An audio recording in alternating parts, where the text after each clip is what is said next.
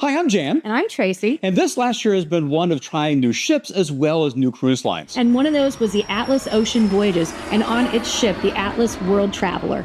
Now, we understand that cruising is a personal experience, and two people can cruise on the same line on the same ship and have a same cruise but different perspectives. So we're going to be discussing our personal views based upon our recommendations. Now, what we're going to do is we're going to be going over several different categories, and then at the end, we're going to give you the three things we loved about the Atlas World Traveler and the three things that we thought, well, could have been done a little bit better. And so the categories we're going to be looking at are the ship, the room, service, food, entertainment and relaxation, as well as excursions. Now, when we start talking about the ship, we have to understand the World Traveler is a brand new ship. In fact, when we got on board, it had just had its second day after its first birthday. It's just 1 year old. To give you an idea, when we went to the theater with all of the leather seats there, it smelled like a new car still. The other thing we need to think about when you're looking at any of the ships in the Atlas fleet is they're kind of like river ships that go on the ocean. And what I mean by that, if you've ever been on a river cruise,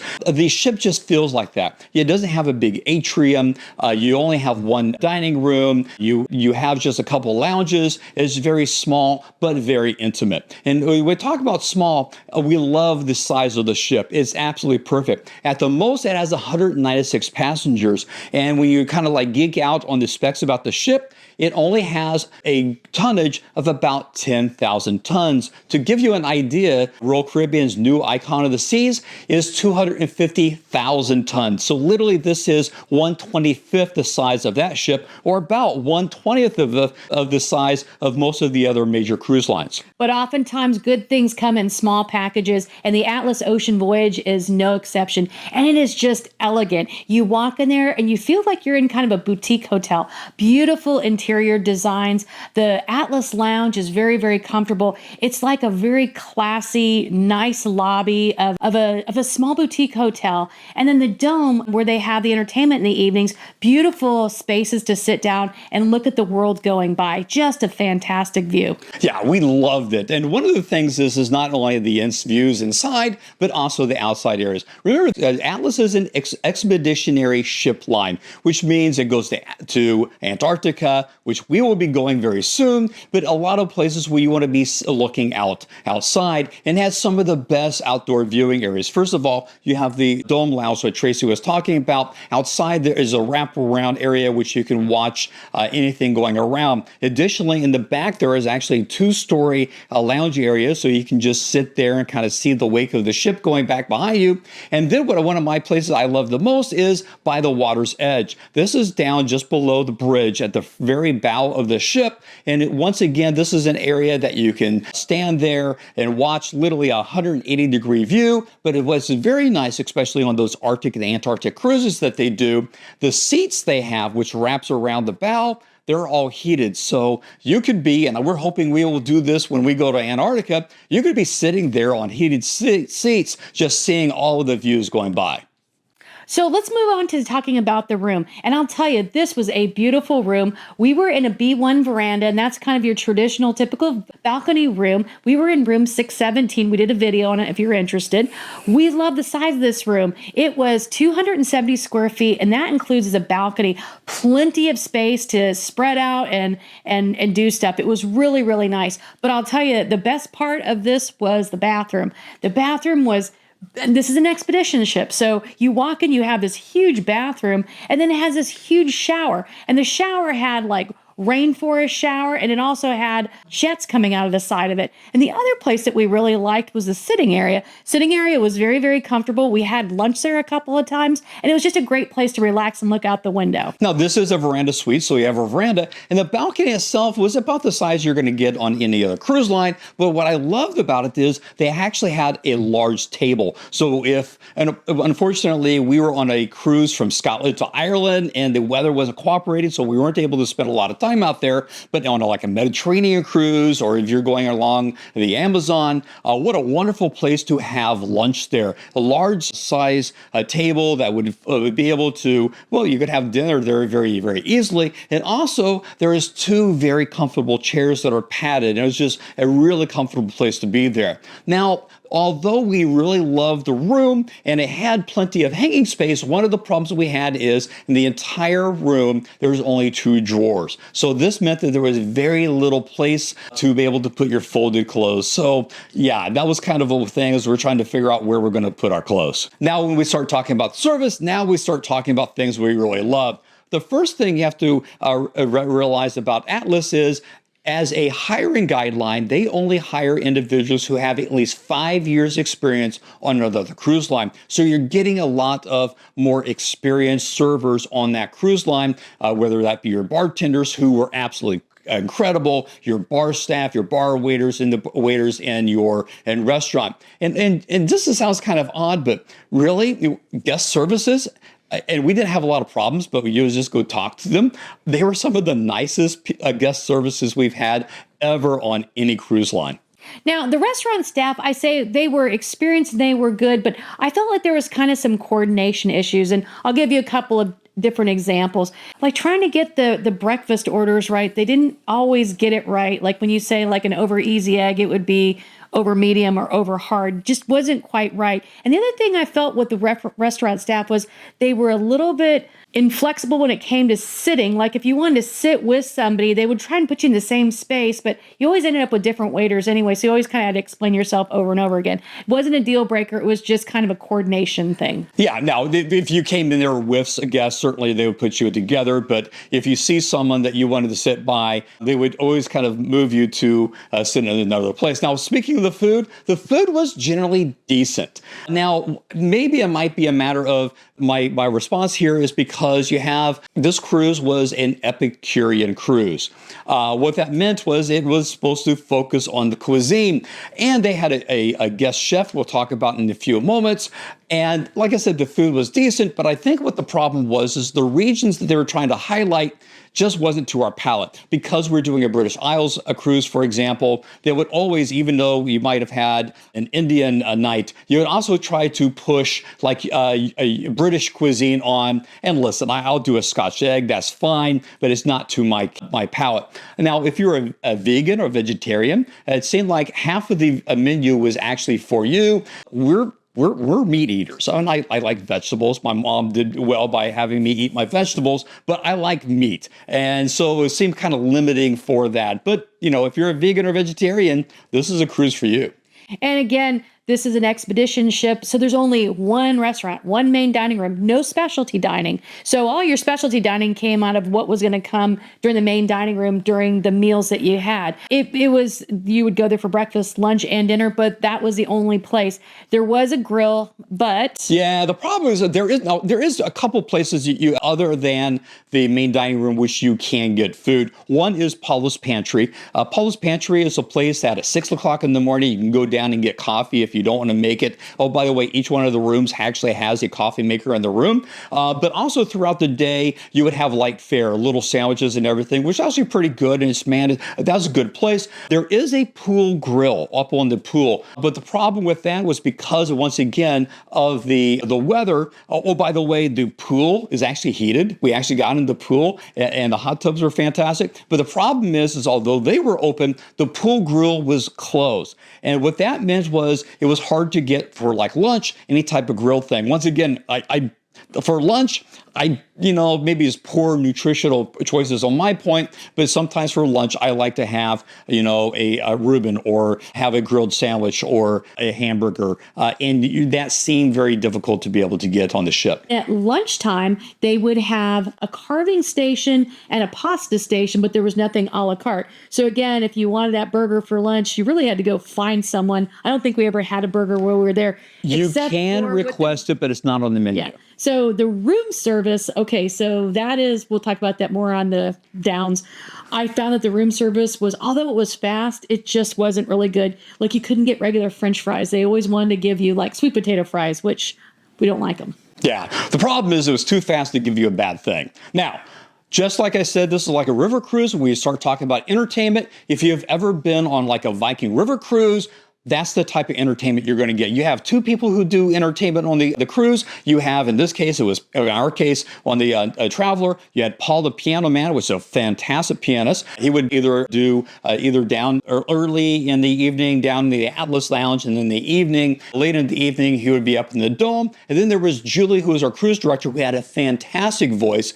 But that was the entertainment. In fact, the entertainment actually isn't done in the auditorium. It's actually in either, like I said, the two lounges, the Atlas Lounge or the Dome Lounge, because the auditorium, the Vasco da Gama auditorium, is actually used for enrichment. And they do a fantastic job for enrichment. And now, as part of this Epicurean cruise, we had Maria, and it starts with a P, it's a Greek name. I'm going to put it right underneath here because I'm not going to butcher it. She was awesome. She had been an editor for Bon Appetit, and she labels herself as a master foodie. Absolutely is. And what she did throughout the entire cruise, going around the British Isles, she would have a series of different lectures where she would talk about Scotch gin and Scotch whiskeys and Irish whiskeys. And then she would be talking about Scottish food and British food. And what was also nice is they have a very nice tea. One day before tea start, she went through the entire history of British tea, starting with Queen Victoria,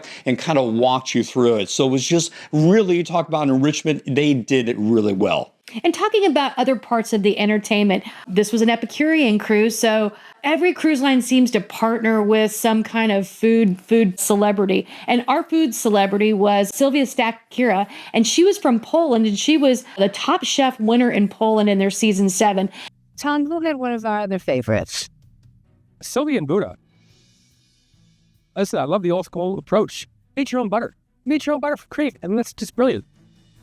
And what was interesting about her was she worked for the Savoy restaurant in London, which is, what's the name of that guy? Gordon Ramsay's restaurant. But during one of the enrichments, she worked with Mara, and they made Polish food like pierogi and pelmenis, little dumplings and stuff like that. So that was really neat. So she infused like British food into the culinary stuff, and she would have like a special thing on the menu that was from her restaurant. One of the other things that they did in terms of entertainment was, again, this was a UK cruise and Liverpool. So we were in Liverpool, home of the Beatles, and we actually got to meet the original Beatles fan club president. So she's quite a bit older now, but she had been doing it since she was like 17 or 18 years old. And the story she told us about the Fab Four was amazing.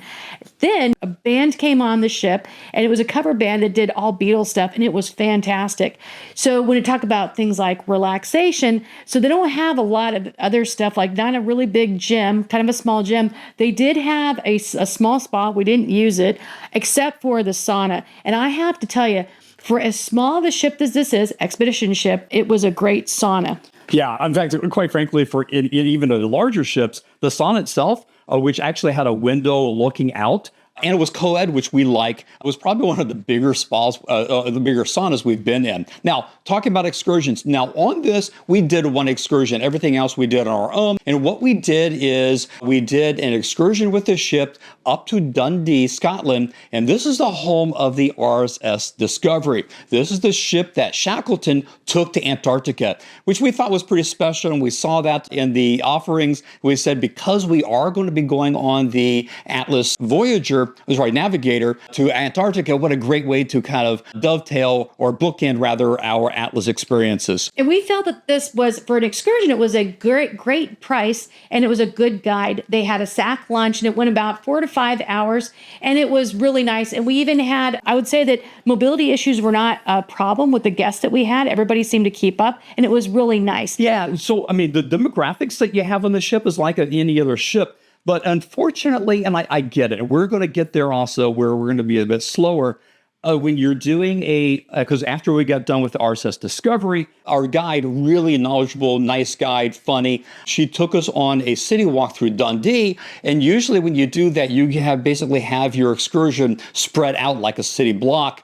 Everyone was actually, when the guide got to the crosswalk to go across the street, everyone was there. And that's just kind of made it nice. That's just kind of a shout out to all our fellow passengers. And one of the things that Atlas did include for us was a cultural immersion program. And ours was in Belfast, and we got to go to the Ulster Folk Museum. And this was like going to Old Williamsburg down in Virginia, where there's like folk art, and people are dressed in the period clothes and stuff like that. It included a nice dinner, and we actually had a fiddle band that came and performed for us. And that was fantastic. And pretty much everybody on the ship went to this one. And I'll tell you, the dinner was fantastic and the entertainment, it was just a really special night. All right, so those are the categories to give you an idea of what our cruise and what you might have if you go onto an Atlas cruise. Let's go to talk about our 3 ups and 3 downs. And I think we're going to start with our downs. Let's start with our downs. All right, so the first down, and I'm going to tell you, these are 3 downs, but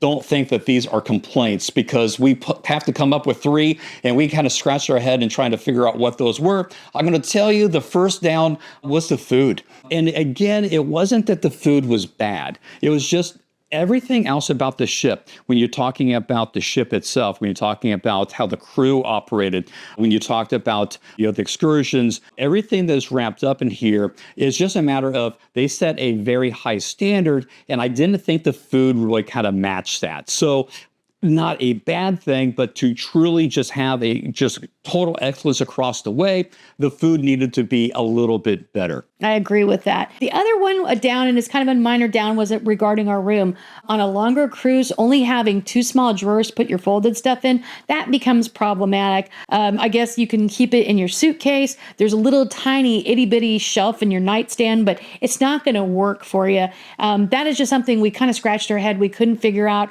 why they didn't have a shelf in there. And you have the room for it. In fact, what I would do is I would take the right side of the wardrobe and just put some shelves in there, and that would solve everything. All right, so the last thing that we have, and again, we're kind of scratching the barrel trying to come up with these, but it's the internet. Now, listen, I'm not going to be here, and I'm not going to be complaining about the speed of the internet. My complaint is the program or the package which they have. They do give you complimentary Wi-Fi, and that's good, but it's only 1 gigabyte of data. And if you're on a cruise, this was a 10-day cruise, you can go through that very, very quickly. And we did, especially if you're getting downloads and everything for our society now, that you're not just doing email, but you're also doing, you're checking your social media, or you're doing looking at, like us, we did a lot of self-discovery and Googling the different ports and kind of making sure what we had our plan. You can use that very, very quickly. And again, it comes down kind of like the food. For everything else of this line, which truly is a luxury expeditionary line, I don't know why they just don't say, hey, we're going to throttle down your speed so you can't do streaming, but we have unlimited being able to do the other things with your line. That is such an easy thing to fix, and I hope they do. But let's talk about the ups, because overall, this was a fantastic, brand new cruise line, fantastic. And I'll tell you, my first up was the ship itself. The ship was fantastic. It's elegant and it's small, but I like small ships. I like to be able to go from one end to the other. I don't need all the bells and whistles. It allowed me to meet more people and get to know people on a deeper level. And I think the size of the ship really allows that kind of interaction. It really proved the axiom of you get more with less. And that's exactly what it was. And the second one is crew. Now, listen, it is so easy for us to always say the crew is great. I think every cruise line, every cruise ship I've been on, the crew have been fantastic. They're working their tails off.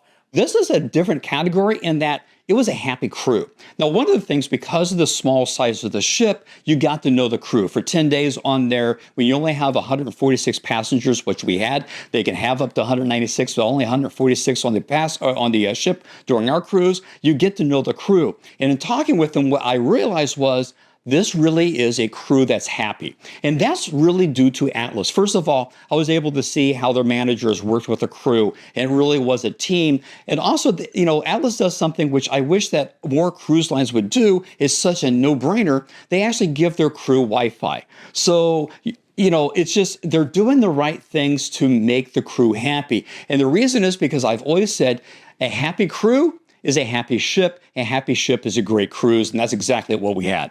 And the last thing that we thought was an up was the fellow guests. Not only are they seasoned cruisers, but they're seasoned travelers. They are the people who've been around the world and they've been there and done that. And it was those kinds of unique experiences that combined with the size of the ship and some of the things they did for guest interaction that really made this a fun ship. For example, we did a block party. So we're on 6th floor. Everybody opened up their rooms and we're playing music and the bartenders came through and we ended up meeting our neighbors on the left and right, which we don't always do on cruise lines. We just don't. And those people ended up being our dinner partners for the rest of the week. And it was fantastic. And so we like to sit together and we like to sit with people we know. So it was fantastic. So to sum it up, we love this line. To us, more is less is more, and we enjoy the smaller experiences. It just, for us, it is just a lot more impactful. We absolutely loved it. In fact, we loved it so much that we will be very soon, we'll be taking the Atlas World Navigator to Antarctica. So be looking out for those videos. So in the meantime, watch this video to continue with our adventures. And as always, keep on traveling.